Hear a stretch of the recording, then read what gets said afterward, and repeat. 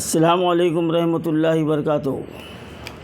मोअज़्ज़िज़ नाज़रीन किराम, social media में और इलेक्ट्रॉनिक मीडिया में हल्क़े पार्लियामेंट हैदराबाद की बीजेपी उम्मीदवार माधवी लता का बयान गश्त कर रहा है और नेशनल टीवी चैनल के प्रोग्राम आपकी अदालत में माधवी लता ने पुराने शहर के ताल्लुक़ से चंद नाज़ेबा वाक़यात को उन्होंने बयान करने की कोशिश की और अपने बयान में उन्होंने कहा है कि पुराने शहर में कम उम्र लड़कियों को बेचा जा रहा है और ये भी कहा है उन्होंने कि वो कई मदरसों को डोनेट भी करते हैं, खाना खिलाते हैं, फर्नीचर्स वगैरह भी उनको देते हैं। तो सबसे पहले मेरा सवाल ये है कि माधवी लता, जब से तुम्हारा बीजेपी कैंडिडेट के तौर पर जो नाम का ऐलान हुआ है, आवाम आपको उसी वक्त से जान रही है। उससे पहले तो तुम्हारा कोई नामो निशान नहीं था। तो सोशल वर्क में तुम कब से आ गए? पहला सवाल ये है। और आप इलेक्शन लड़ने के लिए ठहरे हैं तो इलेक्शन मसाइल की बुनियाद पर लड़ा जाता है, ना कि मज़हब की बुनियाद पर। हमारा भारत एक हमा मज़हबी जो है ना मुल्क है और इस मुल्क में हर मज़हब के मानने वाले हैं और हमारे संविधान ने तमाम को बराबरी का हिस्सा दिया है, हक़ दिया है। तो आपको किसने ये इजाज़त दिया कि आप संविधान के ख़िलाफ़ किसी एक मज़हब को टारगेट करें?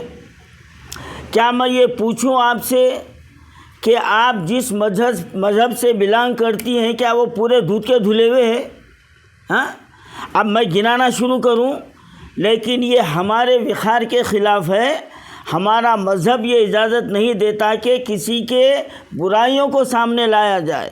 इंसानियत तो ये है कि बुराइयों को छुपाया जाए और अच्छाइयों को पेश किया जाए। लेकिन जब से आपके नाम का ऐलान हुआ है, आप एक जो है ना नफ़रत अंगेज़ जहर फैलाने में लगी हुई हैं। आप क्या आप ये समझती हैं कि कहना आपको ही आता है, दूसरों को नहीं आता? हाँ, और आप कौन से मदरसों को जो ना मदद कर रहे हैं? आप ज़रा एक दो के नाम बताइए। अब आप ये कह रहे हैं कि मुझे धमकी दी गई है, तो आप इतने डरपोक है? हाँ, जब आप डरपोक है, हाँ, आप जो है ना नाम नहीं ले सकते, तो फिर आप ये क्यों कह रहे हैं कि मैं जो है ना इतने मदरसों को मैंने जो ना डोनेट किया है, हाँ, उनको फर्नीचर दिया है, उनके खाने का इंतज़ाम किया है। अल्हम्दुलिल्लाह हमारे पास जो है ना खाने की कपड़े की कोई कमी नहीं रहती। रमज़ान में तो करोड़ों रुपए बांटे जाते हैं हमारे पास। और आप जिस मज़हब से बिलोंग करती हैं, ज़रा एक तो मिसाल बताइए। आपके पास कोई ऐसा निज़ाम है क्या?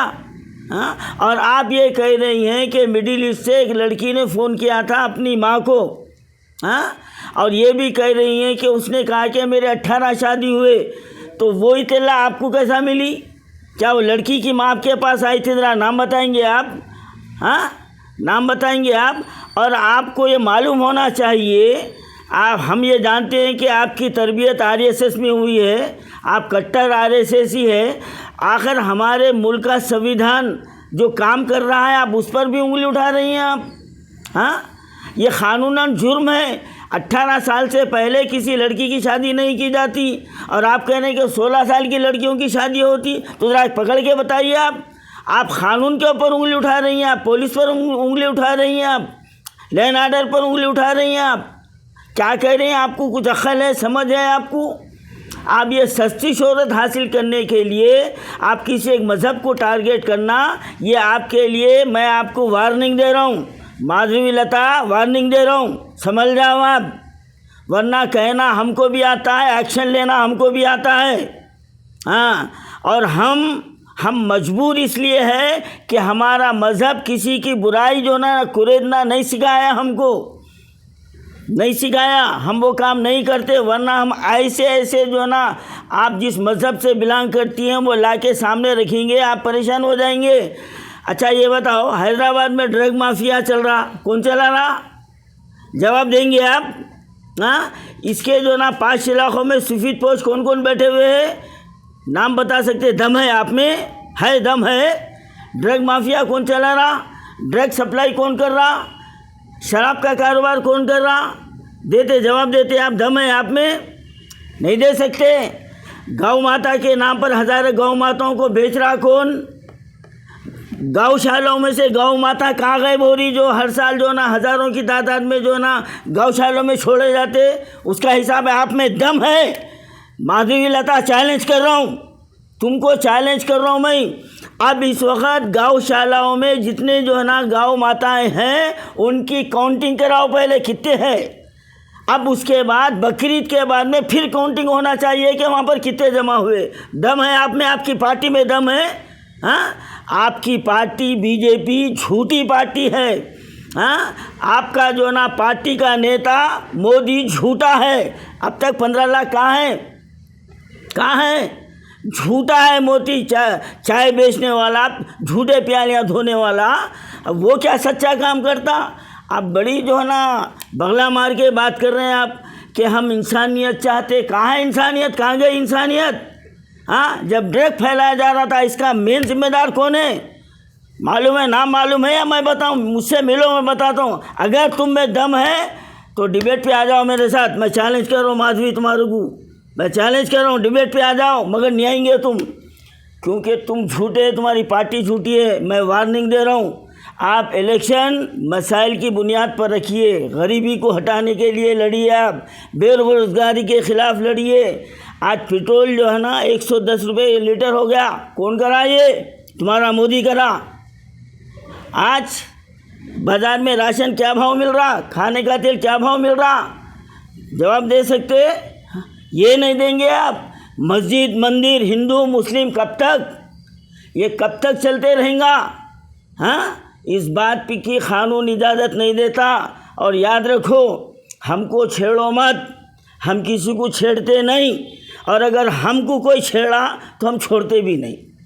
मैं वार्निंग दे रहा हूँ, ये सिलसिला बंद होना चाहिए, वरना मुस्लिम यूनाइटेड फेडरेशन तुम्हारे ख़िलाफ़ हम पूरे सिटी में जो है ना हम तहरीक चलाएंगे, घरे घर पहुंचेंगे और तुम्हारी असलियत जो है ना हम लोगों के सामने लाएंगे कि इलेक्शन से पहले तुम्हारे क्या क्या कारनामे हैं, वो भी लिस्ट है हमारे पास। आज बहुत मुंह पोंछ के बहुत मोतबरी के बातें कर रहे तुम। तुम्हारे हॉस्पिटल में क्या क्या कारनामे होते वो भी गिना सकता हूँ मैं। पूरा बायोडाटा तुम्हारा निकाल के मंगा लेके आज बात कर रहा हूँ मैं तुम्हारे से। लिहाजा आप मसाइल की बुनियाद पर लड़िए, गरीबी के ख़िलाफ़ लड़िए, बच्चों की तालीम के ऊपर इलेक्शन लड़ो, आप बेरोज़गारी पर इलेक्शन लड़ो, महंगाई के ख़िलाफ़ इलेक्शन लड़ो, जो ड्रग माफिया फैल रहा है शहर में उसके ख़िलाफ़ लड़ो, तो पब्लिक तुम्हारा साथ देंगी। अगर मज़हब की बुनियाद के ऊपर आप इलेक्शन लड़ेंगे तो हम भी मैदान में उतर जाएंगे। ये तुम्हारे लिए वार्निंग है मेरी।